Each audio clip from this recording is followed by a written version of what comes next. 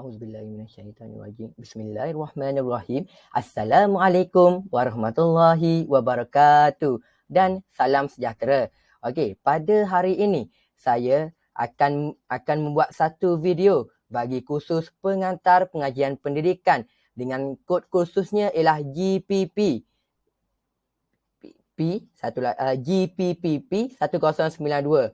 Okey, saya Muhammad Syakir Nazmi bin Muhammad Sakri. Okey, dalam video ini saya akan menjelaskan maklumat-maklumat yang diperoleh berdasarkan video sebelum ini yang telah saya lakukan dan telah saya hantar dalam bentuk YouTube.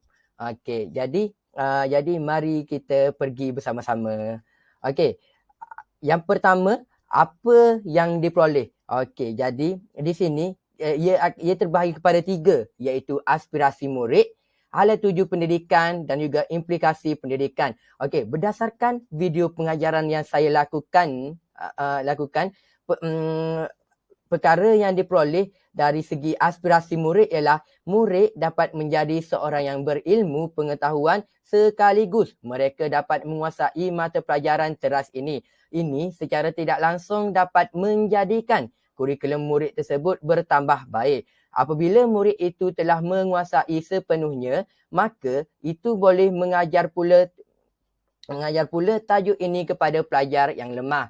Okey, yang kedua pula, kita pergi pula kepada hala tuju pendidikan. Okey, perkara yang diperoleh dari segi hala tuju pendidikan juga ialah guru ini berperanan sebagai seorang pembimbing dengan memastikan semua murid-murid supaya menguasai sepenuhnya mata pelajaran yang diajarinya agar murid-murid tidak melakukan perkara-perkara yang tidak baik. Okey, ini membawa maksud bahawa guru itu perlu membimbing seorang murid yang tidak pandai itu sehingga murid itu pandai. Contohnya seorang murid itu tidak pandai membaca. Jadi guru haruslah memainkan peranan yang penting dengan mencari solusi-solusinya agar murid tersebut dapat pandai membaca seperti seperti murid-murid yang lain.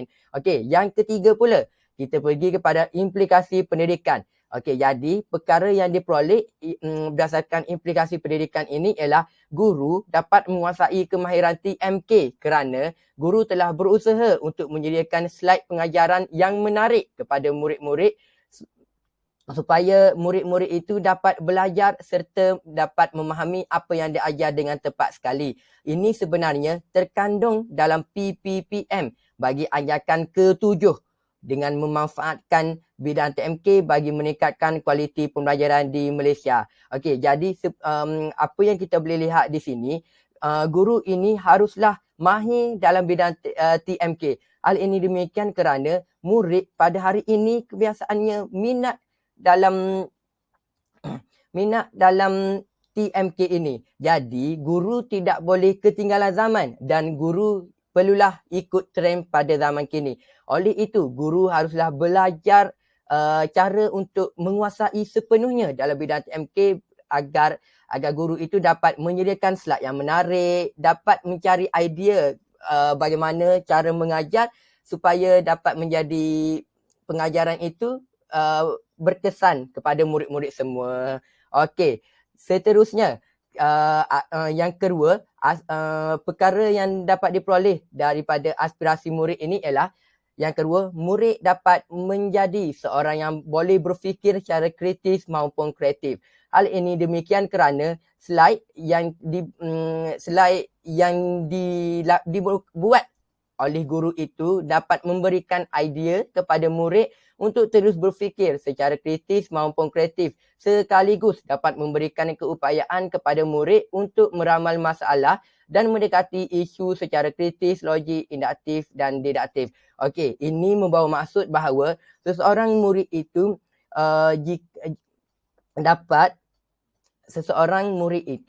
dapat berfikir secara kritis.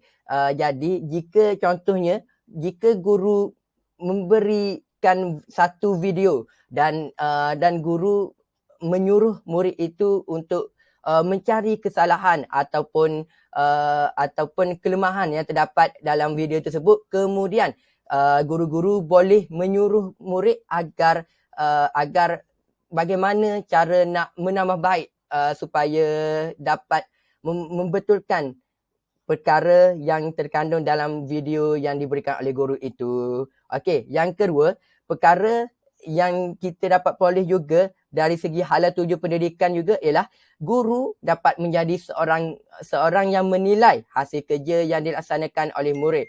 Seperti yang kita sedia maklum, dalam slide pengajaran ini bukan hanya terkandung kepada nota, malah ia juga mengandungi latihan-latihan berkaitan subtopik itu untuk mengukur tahap kefahaman seseorang murid itu. Okey, jadi di sini guru itu bukan hanya mengajar sahaja, tetapi guru itu haruslah menilai kebolehan ataupun kefahaman seseorang murid itu. Bagaimana guru ingin menilai? Jadi salah satu cara guru itu boleh memberikan soalan berkaitan apa yang telah diajarkan oleh guru itu agar kita dapat mengukur kemampuan atau kefahaman seseorang murid itu, dan kita dapat membezakan sama ada pelajar itu betul-betul faham ataupun kurang faham ataupun tidak faham langsung. Okey, dan yang terakhir sekali, apa yang kita dapat peroleh daripada implikasi pendidikan pula ialah guru dapat berupaya untuk merancang dan melaksanakan proses PDP, pengajaran dan pembelajaran, untuk menjadi suatu pembelajaran itu menjadi lebih menarik agar objektif dan matlamat dapat ditetapkan. Perkara ini bersesuaian dengan PPPM dalam anjakan ke-6, iaitu mengupayakan JPN, PPD dan sekolah untuk menyediakan penyelesaian kursus berasaskan keperluan. Hal ini demikian kerana sistem pendidikan telah mengikut PAK 21 ataupun pembelajaran abad ke-21 dengan menggunakan peta minda dalam menyediakan bahan pengajaran serta menjadikan sesuatu bahan itu menarik dituruti dengan kepelbagaian warna. Okey, jadi seseorang guru itu perlulah mengajar terlebih dahulu. Kemudian guru itu perlu menyuruh pelajar itu untuk mencari isi-isi penting isi-isi penting bagi pengajaran yang telah diajarkan oleh seorang guru itu, dan seorang murid itu perlulah dilaksanakan dalam bentuk peta minda. Okey, kita pergi pula kepada kelebihan. Okey, jadi mari kita pergi pula kepada kelebihan slide video mengajar yang saya buat itu. Okey, di sini saya telah menyenaraikan 4 kelebihan yang dapat diperoleh. Okey, yang pertama, dapat dijadikan sebagai alat bantu mengajar untuk memudahkan sesi PDP dilaksanakan. Okey, jadi jika kita menggunakan slide, maka proses PDP akan menjadi lebih mudah kerana guru itu dapat berfikir secara kreatif akibat guru tidak hanya fokus kepada buku teks saja, malahan guru boleh menambahkan daripada sumber-sumber lain seperti buku, internet dan lain-lain lagi. Okey, dan yang kedua, kelebihan yang kedua ialah dapat memberikan isi yang lebih ringkas tetapi padat dan betul. Okey, jadi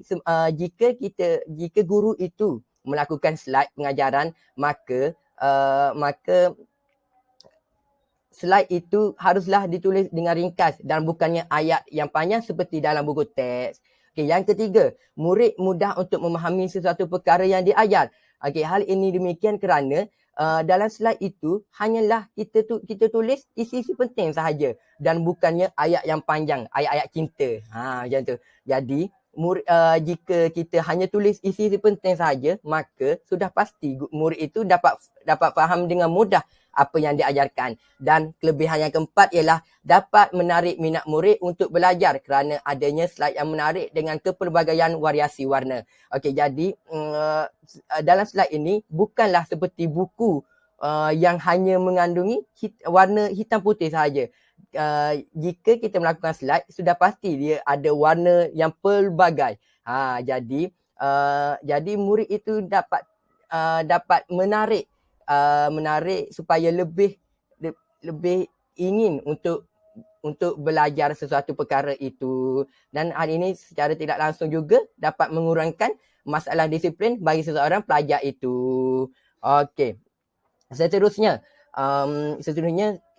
keperluan guru menyediakan slide pengajaran. Okey, saya bagikan kepada 3 keperluan guru menyediakan slide pengajaran ini. Okey, yang pertama, dapat membantu guru untuk proses PDP agar dapat berjalan dengan lancar. Jadi slide ini dapat menjadi alat bantu mengajar bagi seseorang guru itu. Okey, yang kedua, mengurangkan kebosanan murid semasa sedang belajar. Okey, hal ini demikian kerana sudah pasti dalam slide itu guru akan menyediakan aktiviti dan juga guru akan melakukan aktiviti secara berkumpulan dan pelbagai bentuk dan pelbagai gaya atau cara. Jadi murid akan menikmati setiap pengajaran yang diajar oleh guru itu. Dan yang terakhir sekali ialah dapat mengawal disiplin murid semasa sesi PDP sedang berjalan. Okey. Tahukah kamu semua? Okey, slide pengajaran yang saya lakukan ini sebenarnya mempunyai keselarasan dalam falsafah pendidikan guru atau dari segi kata-kataannya ialah FBG kerana ada satu klausa yang mengatakan dalam FBG ini iaitu memelihara suatu masyarakat yang progresif. Seperti yang kita sedia maklum, guru ini menyediakan slide ini adalah bertujuan untuk memastikan murid-murid mereka dapat faham apa yang guru ajarkan. Oleh itu, ini secara tidak langsung berkait rapat dengan FPG yang sekaligus dapat memupuk sifat ingin tahu dan mencipta atau ingin mencuba perkara yang baru dalam kalangan murid-murid. Jadi sudah pasti, lagi-lagi kita ni kan contohnya guru sekolah rendah.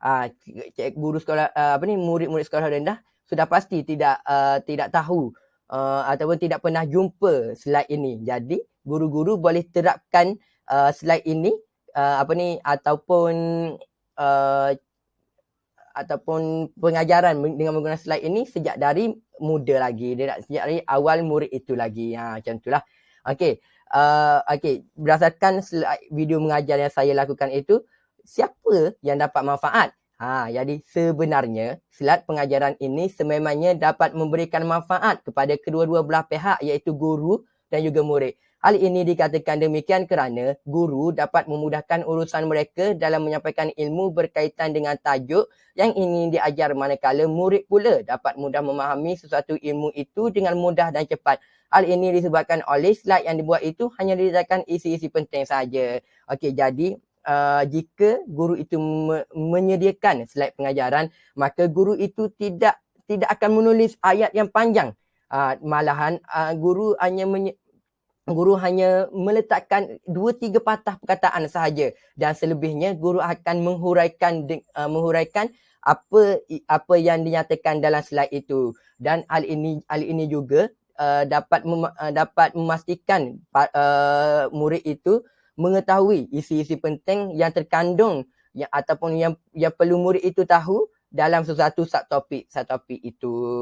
Okey, jadi berdasarkan ini merupakan contoh slide pengajaran yang cantik dan menarik. Okey, jadi guru-guru boleh tiru, boleh mengambil slide inilah untuk nak memastikan slide itu dapat menjadi sebuah slide yang cantik. Begini. Okey. Kenapa saya memilih aplikasi YouTube berbanding aplikasi lain? Jadi saya akan mengemukakan kelebihan YouTube ini berbanding aplikasi lain. Okey, yang pertama, YouTube ini dapat memberikan durasi video yang boleh dilaksanakan dalam tempoh yang lama. Jadi kan kita tahu bahawa setiap pengajaran yang kita lakukan itu mengambil masa yang lama kerana kita tidak boleh mengajar terlalu cepat. Hal ini demikian kerana murid itu tidak dapat tangkap jika guru itu mengajar dengan cepat. Malahan guru itu haruslah mengajar dengan perlahan dan menikmati setiap pengajaran yang dilakukan oleh seorang guru itu. Okey, yang kedua, boleh memasukkan soalan sekali pada akhir pembentangan slide pengajaran. Okey, jadi Okey, yang itu yang kedua. Yang ketiga, anak murid lebih dapat meluangkan masa mereka dengan melayari YouTube jika ada sebarang masalah. Okey, jadi seperti yang kita sedia maklum, murid-murid jika dia tidak tahu, dia akan membuka YouTube dan mencari apa yang dia tidak faham, apa yang dia tidak faham berdasarkan pembelajaran mereka di dalam bilik darjah. Okey, maka murid-murid akan memilih aplikasi YouTube terlebih dahulu daripada aplikasi-aplikasi lain. Dan yang keempat ialah lebih mudah untuk digunakan berbanding aplikasi lain. Jadi jika kita tahu YouTube ini merupakan aplikasi yang paling lama daripada aplikasi-aplikasi lain. Jadi ini telah menunjukkan bahawa murid-murid muda pun sudah dapat menguasai keseluruhan YouTube kerana mereka hanya perlu mencari ataupun menulis apa sahaja yang mereka ingin tahu dalam YouTube dan akan keluar berdasarkan apa yang dipinta itu. Okey, seterusnya keberkesanan penggunaan YouTube dalam pengajaran dan pembelajaran. Okey, keberkesanannya adalah yang pertama, membenarkan pelajar untuk mendalami sesuatu ilmu dengan lebih mendalam. Jadi kan dalam video YouTube ini sudah pasti guru itu dapat menerangkan dengan lebih mendalam kerana durasi yang disediakan dalam YouTube tidak mempunyai had yang terhad. Dan yang kedua ialah tidak menyingkirkan kewujudan guru secara total. Sebaliknya, YouTube dengan guru perlulah seiring dengan ilmu kepada pelajar masa kini. Jadi jika penggunaan YouTube ini bukan bermakna guru di sekolah tidak penting lagi. Jadi guru di sekolah mengajar seperti biasa, tetapi sebagai tambahan ataupun sebagai pengekalan yang lama, maka murid-murid boleh membuat rujukan di dalam YouTube itu.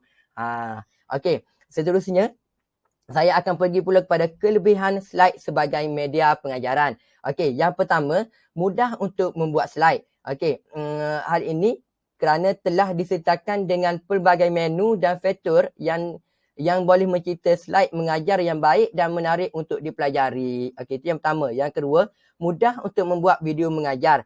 Hal ini demikian kerana guru-guru hanya perlu menekan simbol video slideshow sahaja untuk dipersembahkan. Dan yang terakhir sekali ialah template-nya sudah disediakan. Okey, jadi guru itu boleh membuat slide dengan baik dan menarik tanpa seseorang guru itu perlu membuat slide itu sendiri. Jadi ini dapat menjimatkan masa kerana guru perlu memilih sahaja template yang ada dengan hanya perlu edit sedikit sahaja berdasarkan keinginan seseorang guru itu agar nak memastikan slide itu dapat menjadi cantik dan menarik. Seterusnya, jika kita tahu, jika adanya kelebihan, sudah pasti adanya kekurangan. Okey, jadi kekurangan slide sebagai media pengajaran ini ialah yang pertama, mempunyai versi yang berbeza. Okey, jadi kita tahu bahawa setiap laptop pada masa kini mempunyai versi yang lain yang sekaligus dapat menjejaskan pembuatan slide. Okey, itu yang pertama. Yang kedua, slide hanya sokong untuk slide sahaja. Jadi jika kita menyediakan slide ini, dia hanya sokong untuk slide sahaja. Dia tidak sokong dengan apa-apa Microsoft atau perkara yang lain lah. Hal ini dikatakan demikian kerana ia hanya boleh membukanya dengan menggunakan aplikasi yang sama saja. Okey, contohnya jika kita menggunakan Canva, maka kita perlu dipersembahkan juga dalam Canva juga, macam itulah. Dan yang terakhir sekali ialah perlu menghubungkan dengan projektor. Okey, jika seorang guru itu